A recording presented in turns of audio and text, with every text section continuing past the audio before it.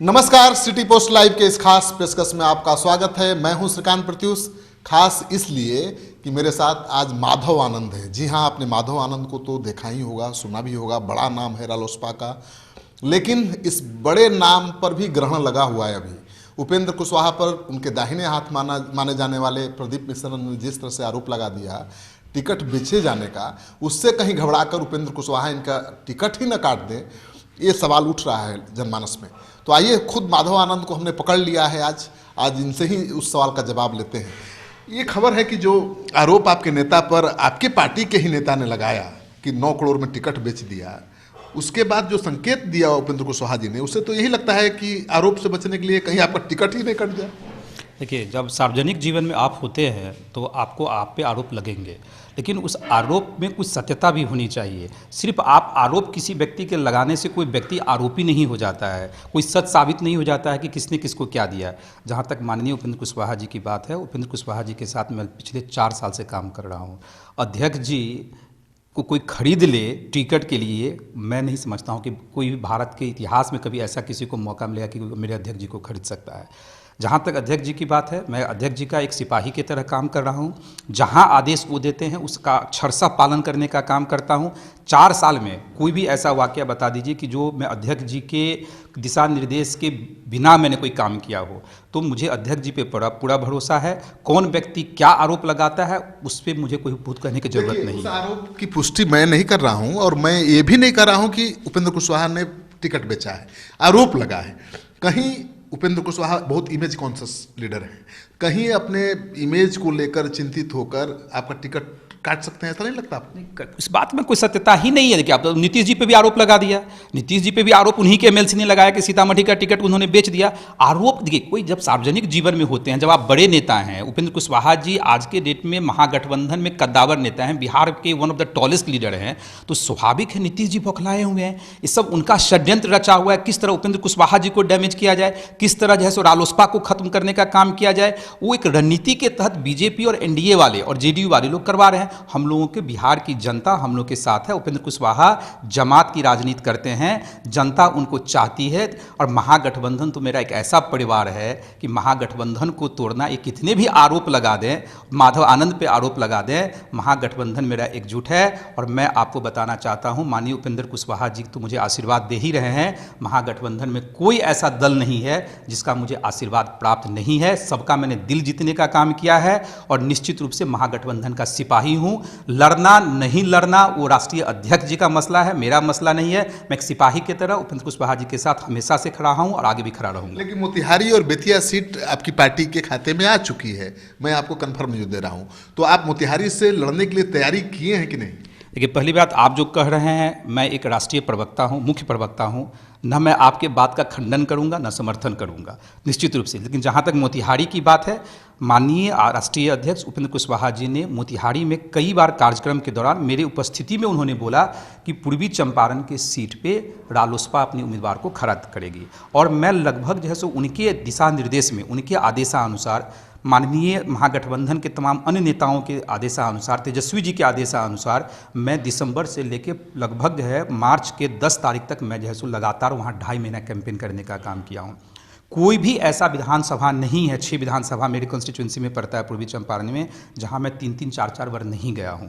आज जनता वहां मुझे पसंद कर रही है। निश्चित रूप से लगता है कि माधव जी हैं, एक यंग युवा चेहरा हैं, जो 25 साल का राधा मोहन सिंह जी का काम रहा है, जनता उनसे उब चुकी है, निश्चित रूप से तलाश में है। और मैं कहता हूँ, महागठबंधन को मजबूत करने के लिए मैं वहाँ गया था और मैंने मजबूत करके आया।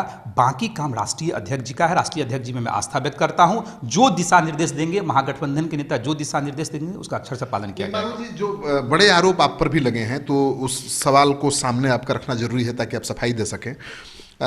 प्रदीप मिश्रा ने यह आरोप लगाया कि आप 2G स्कैम में इन्वॉल्व हैं। मुझे नहीं पता है कि कैसे इन्वॉल्व हैं, आपका कब नाम आया, मैंने देखा नहीं।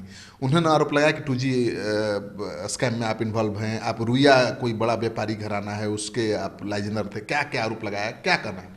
देखिए कि मैं मतलब जब सार्वजनिक जीवन में होते हैं, स्वाभाविक है कि मैं युवा हूँ, एक नेशनल पर्सनालिटी मेरा है, तो प्रदीप मिश्रा अगर मेरे ऊपर आरोप लगाएं, पहले प्रदीप मिश्रा 2G का फुल फॉर्म बता दें तो मैं समझ जाऊंगा कि नागमणि जी और प्रदीप मिश्रा कुछ पढ़े लिखे भी हैं। 2G क्या है अगर वो बता दें तो 2G माधव आनंद कहाँ से 2G कर सकता है, किस चीज़ की बात कर रहे हैं। और मैं वो भी आज क्लियर कर दूँ, जिस SR ग्रुप की बात वो कर रहे हैं 2G स्पेक्ट्रम में, SR के प्रमोटर का जो आया था उन पे केस चला था, चार्जशीट हुआ था, CBI कोर्ट ने 2018 में क्लीन चिट एक लाइन में दिया, डिसीजन दिया कि all accused are acquitted from this allegation से। एक लाइन में उन्होंने CBI कोर्ट ने दिया है। तो ये 2017-18 की बात बता रहा हूँ, और वो प्रमोटर पे केस था, न कि माधव आनंद के ऊपर केस था, और प्रमोटर को भी क्लीन चिट मिल चुका है, आपको पता होना चाहिए। तो ये लोग क्या है, अभी आचार संहिता लागू है। जहाँ तक प्रदीप मिश्रा नागमणि जी की बात है, मैं आपके चैनल के माध्यम से पहली बार बताना चाहता हूँ, इन दोनों व्यक्ति को मैं लीगल नोटिस तो भेजा ही हूँ, और मैं मानहानि का भी केस, क्रिमिनल डिफेमेशन का केस बहुत जल्दी इन दोनों के ऊपर करने का काम करूँगा। या तो ये आरोप साबित कर दे, और नहीं तो वो तैयार रहें। मैं आपको विश्वास दिलाता हूँ, मेरे ऊपर आप जांच करवा लीजिए, अगर एक भी मेरे ऊपर कोई केस आपको मिल जाए तो मैं राजनीति से संन्यास लेने का काम करूँगा।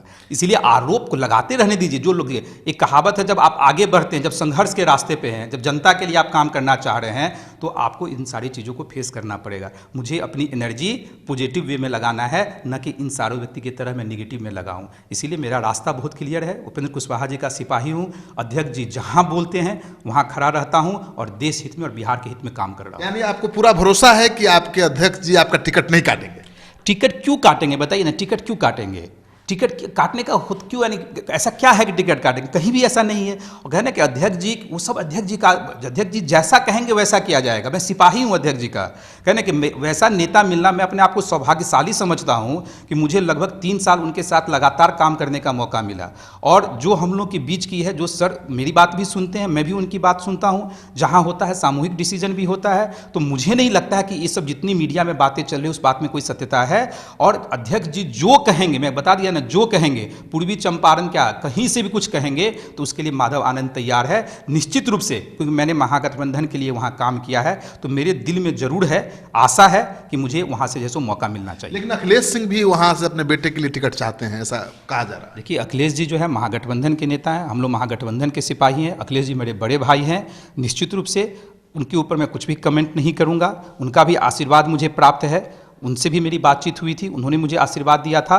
तो बाकी वो मेरे से बड़े हैं, उम्र में भी बड़े हैं, मेरे गार्जियन की तरह हैं। वो क्या कहते हैं नहीं कहते, उन्होंने तो मुझे कुछ नहीं कहा। अब मीडिया में क्या चलता है नहीं चलता है, कौन चलवाता है, उसकी क्या सत्यता है। इसीलिए अखिलेश जी मेरे लिए अभी भी आदरणीय हैं, आगे भी आदरणीय रहेंगे। निश्चित रूप से उनका भी दिल जीतूंगा, उनसे भी आशीर्वाद लूँगा, और अगर उपेंद्र सर का आदेश होगा तो निश्चित रूप से जो है वो चुनाव लड़ूंगा। तो आपने सुन लिया माधव आनंद को, सारे आरोप जो इनके ऊपर लगाए गए थे उस पर इनका जवाब आ गया है। और इनका ये कहना कि अगर आप राजा हैं या राजनीति में आ रहे हैं तो आरोप और प्रत्यारोप का सामना तो करना पड़ेगा। राजा विवाद से दूर कब हो सकता है? और आज की राजनीति का मतलब कि राजा सांसद का चुनाव लड़ने जा रहे हैं तो विरोधी तो आरोप लगाएंगे ही, लेकिन आरोप में सत्यता होनी चाहिए, उसे प्रमाणित करने की कुव्वत होनी चाहिए। और ये दावा कर रहे हैं कि दोनों चीज़ें नागमणि के पास नहीं है, प्रदीप मिश्रा के पास नहीं है।